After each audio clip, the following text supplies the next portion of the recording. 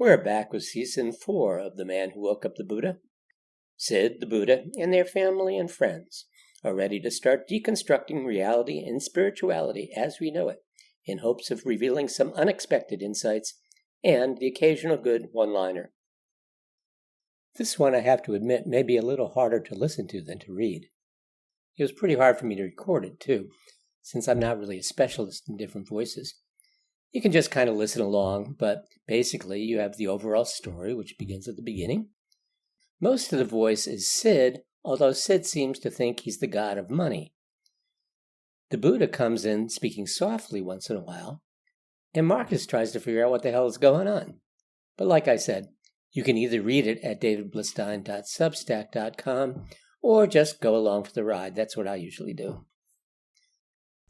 Season 4 is called Sid Gets Down to Business, and it focuses on money and compassion. This is the prologue. It's called Money Talks.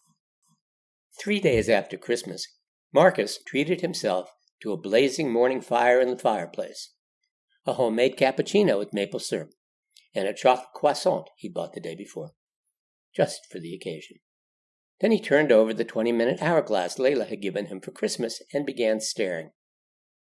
He was getting an early start on his New Year's resolution, not to open his phone or computer until he'd sat, stared, and followed various trickles, streams, and torrents of thoughts for 20 minutes. It was going to be an interesting year. 2 deep-dive pieces that paid well, a spec article on Sid's cancer, might as well make money researching what he wanted to know anyway, a spring trip to England with Layla to see their daughter Samantha, and a long weekend with Kesey in New York to, as he put it, get blitzed on something besides stillness. Then Marcus visualized bucking up the huge oak that had finally fallen of its own volition the previous spring, and he ruminated about how early to start the spinach and whether to grow tomatoes from seed this year. Yup, a good year to look forward to, except for the minor detail that it was very likely that his best friend Sid was going to die. When the last grains of sand slid through the hourglass, Marcus got up, threw another log on the fire, took another sip of coffee, dragged his laptop across the side table, and opened it. E-blasts from lists he'd forgotten to unsubscribe to, a couple he actually wanted to read, and several work-related. Last, he clicked it on one from Sid, so he could give it his full attention, something he'd heard the Buddha was a big fan of. By the second sentence, Marcus felt like he'd been thrown on the running board of a moving panel van in a gangster movie. There was no preamble. To Marcus, from Sid and Buddha and etc. Subject, Money Talks. Does the word compassion mean anything to you? Someone needs something, you give it to them. You need something, someone gives it to you. Will you stop with the my financial dick is bigger than yours stuff? Let's not get over dramatic, the Buddha thought, and profanity closes some ears. Huh, Marcus thought. The Buddha's helping with his emails too now? Sorry for the profanity, not really. I don't mean to be so dramatic, but do you know how many people were starving and sleeping outside last night? I mean right here in town, not some third world. I came here so you could maybe get a clue what compassion is without thinking you're God's gift to humanity. Not to get people to think they're worthless because I'm withholding some blessing. Well, you were once a beggar. How quickly we forget. If I were a beggar today, I'd just put on robes and sit on frozen sidewalks with my head down holding a begging bowl. Get the shelter to create some kind of spiritual logo with a yada yada tagline on it. Well, the more you give, the more you're saved. Like save yourself, give it all away. Gee, that's not a bad tagline. Got to consult with Kesey. God, what cancer-ridden corner of his brain is this coming from, Marcus wondered. And who's this I? And what's with the italics? I tried to make your lives easier. I tried to help you get a cup of coffee without having to go all the way to Colombia to get yourself a effing cup. Maybe you'd bring a little sugar to trade, huh? Some honey. Maybe they give you some cocoa to go with your coffee. Chai tea is popular in some places. Hell, I'll make you some chai tea if that's what it takes. What the hell is chai tea anyway? I mean, what are you people thinking? You want to have so much of me for the sake of having me? In case, like, the day turns rainy? Are you mad? Like I'm so cute or something? Like you can eat me? Chew on a nice dollar bill? That's why you bite those gold coins? Put your pretty face on it?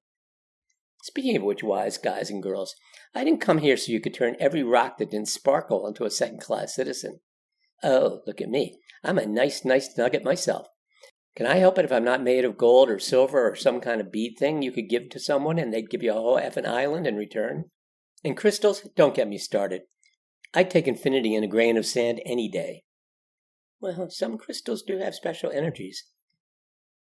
Next thing I know, some washed-up old hippie healer will be telling me how I can cure my cancer by putting a crystal on my head or up my ass.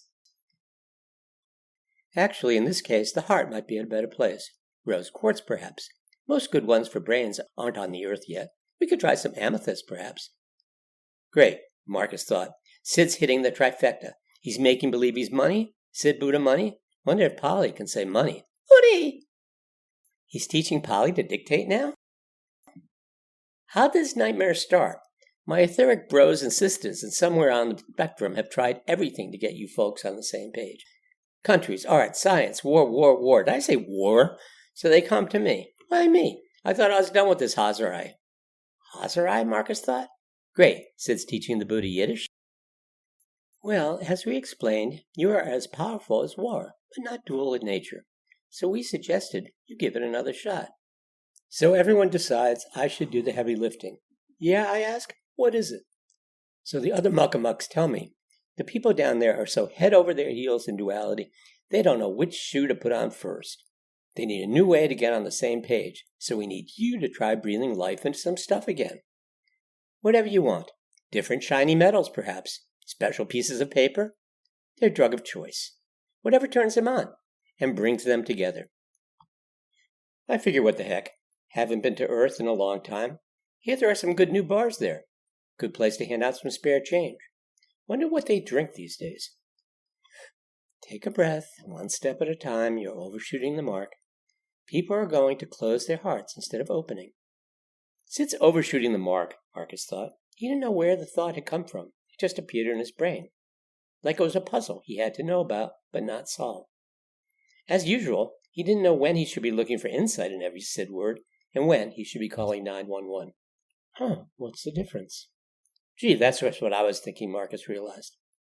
As if Sid knew I'd be thinking it, he thought quizzically. So first I walked up to some guy in a big red suit, figured maybe he could pull it off. But turns out even he can only do it once a year. Spends the rest of the time hanging out, smoking a J on the tip of some iceberg, while a bunch of elves do all the work, and reindeer walk around eating moss and mushrooms. I mean, the guy does what he can, but he ain't getting any younger.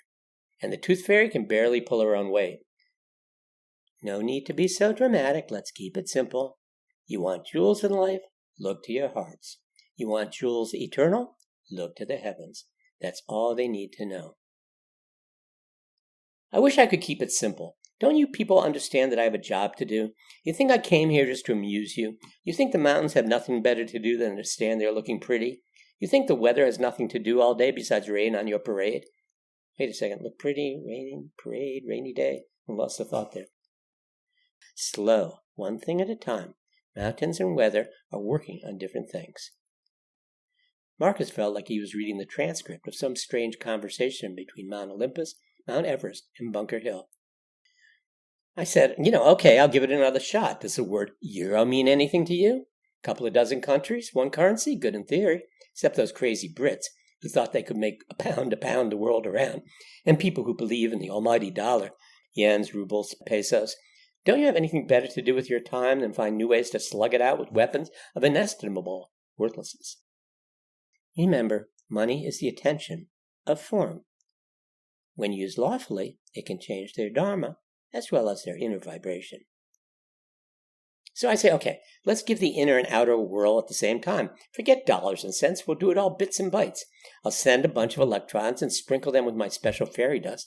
Next thing you know, they'll want as many electrons as they can possibly have. Bit that coin now, didn't you? A little hard to level the playing field when one team has all the hardware and everybody else can't even run two bits together. Yes, their hearts still aren't in it, but maybe, someday. The voice was more wistful than hopeful. So, Marky Mark, like I was telling you, the Buddha walks into a bar, and the bartender says, "What are you doing here? Thought you were done with that samsara trip, the allegedly endless cycles of birth, death, and rebirth." The Buddha shrugs and says, Money talks. Love, Sid, Buddha, and a cast of thousands. P.S. Polly just asked me, Simple money? And so, there you have it. Welcome to Season 4. Sid gets down to business. Paperback versions of Season 1 and 2 are free for annual paid subscribers. Season 3 is on the way. They're a good way to catch up or look back, and ideal for people my age who still vastly prefer reading words on paper. Thanks for supporting Sid, the Buddha, and me as we explore new ways to celebrate and sometimes deconstruct traditional spiritual wisdom.